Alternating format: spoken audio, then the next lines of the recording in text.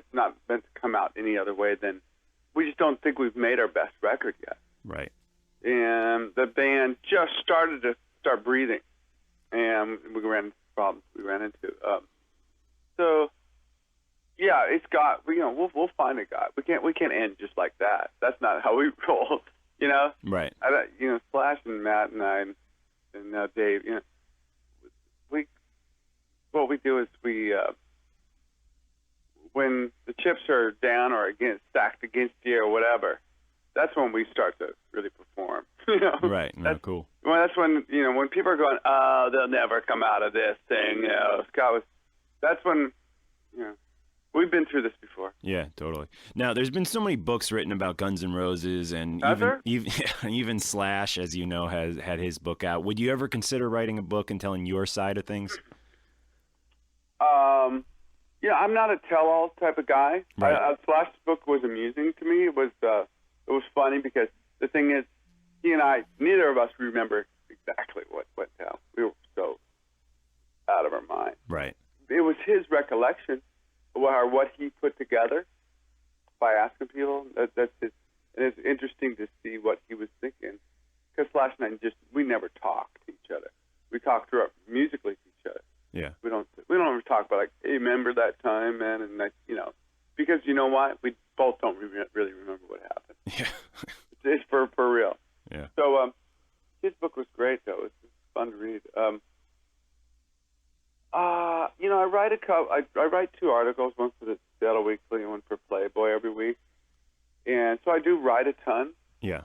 I think that the book that I could write would be like especially about 91 through 93 would be all the shit I don't remember. That would be the title, and it would be me interviewing people that I toured with, like Soundgarden guys. I've heard some amazing stories about myself. Yeah. That I just don't remember.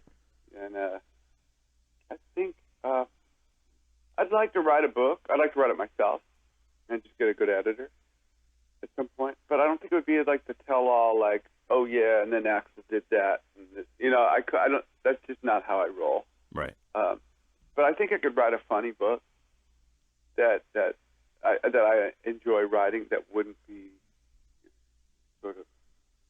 There's some things that should just remain private. No, I agree. Forever. Totally. Now, the there's media. Isn't there some book that came out recently, a Guns N' Roses book? I think I signed it. I was like, what the heck? The guy, I forget his name. It's like, I think it's Stephen Davis or Stephen Davis. The guy who did Hammer of the Gods put a book out. On what authority? Yeah, I haven't read it. I don't know. Did you just put out like? They just kind of compile magazine articles? I guess so. I don't know. It sounds like he didn't talk to you, huh? Yeah, right. No, he didn't talk. I looked at the book and went, what the hell is this? And I started looking through I was leafing through it a little bit. Oh, no, it's one of these books. Yeah. Yeah. Tabloids. The media is always, for both Axl and Scott, they've kind of made them both out to be 2 guys who are very hard to work with. And I wanted to ask you, as somebody who you've worked with both of them, is that a true portrayal of both of those guys? Oh, I don't know. I mean, I'm not really here to talk about that. Right.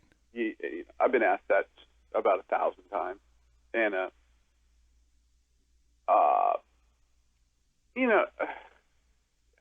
well, next question? Yeah, okay, that's cool. Yeah. You have a degree in finance, that's correct? I'm 1/4 short of my degree, but I might as well. I think Seattle, you should just give it to me at this point. Yeah. Yeah, I've pimped that university so much that I think I'm in Seattle. Maybe I'll drive up there today before rehearsal. Go to the dean's office and go, hey, come on. Yeah, there you go. Well, as a financial expert, when do you think this economy is going to turn around? Man, did you watch Obama this morning? I did not see him this morning, no. Do you know what happened? Well, I heard about he asked the CEO of General Motors to resign, right? Yeah. And then this morning he said, okay. He did a press conference. He said, here's the real story. GM, people are not going to be getting their jobs back. Chrysler, them either. Really? Here's the real story. It's going to get a lot worse before it gets better at those 2 companies. they really screwed up, and the government's going to come in. We're going to get involved. That guy's gone. The CEO's gone. He really screwed this company up. And so the reality of what he said today, and Wall Street didn't like what they're freaking out, like, oh no, Wall Street went down. But they just react. Right. The thing is, what we've forgotten in the last, especially 15 years, and more so in the last 10, right, is that investing is a long-term thing. Should be for your retirement. And we all wanted to day trade, and we all wanted things to happen now, and we all were watching the Kramer guy on, Jim Cramer. Buy, sell, no, man. That's not what investing is about. We all wanted to buy a house and then refi in 2 years, and refi another 2 years, and your house isn't your personal bank, man. Your house is your home. And we were all taking seconds out on our house, and so we could buy flat screens and jet skis and crap. We're using our houses as our personal bank, and we were day trading. We all were experts on stock picking, when none of us really knew what a common stock actually meant. Investment should be a long-term thing. If you buy some stocks, it should be something you hold on to and watch for growth. Mm-hmm. And your house is your home. If you're got enough to buy a house, put you down on a house and get a good loan, and have a good enough job and stuff to get a good loan, and you should get your credit back to a good place and get that good long-term loan. If your credit sucks, you're going to get a shitty loan. So why don't you work on your credit? You can fix your credit. Right.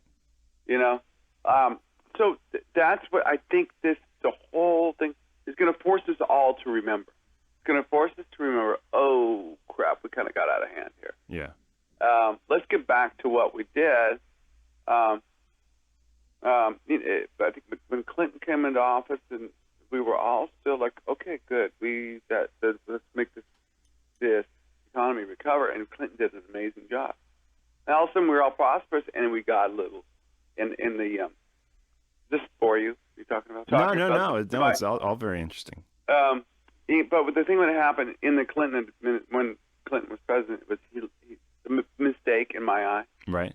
In my viewpoint, is that they relaxed the restrictions on what you had to do to require to get a loan for a mortgage. For a mortgage, right? Yeah. So people who maybe shouldn't have been getting loans were getting loans. And that's fine. That people, but what happened was, and this is the capitalistic way, where companies went, aha, we can go after these people, right? And we can sell these loans to them, sell them, and those predatory loan practices came in. Mm-hmm.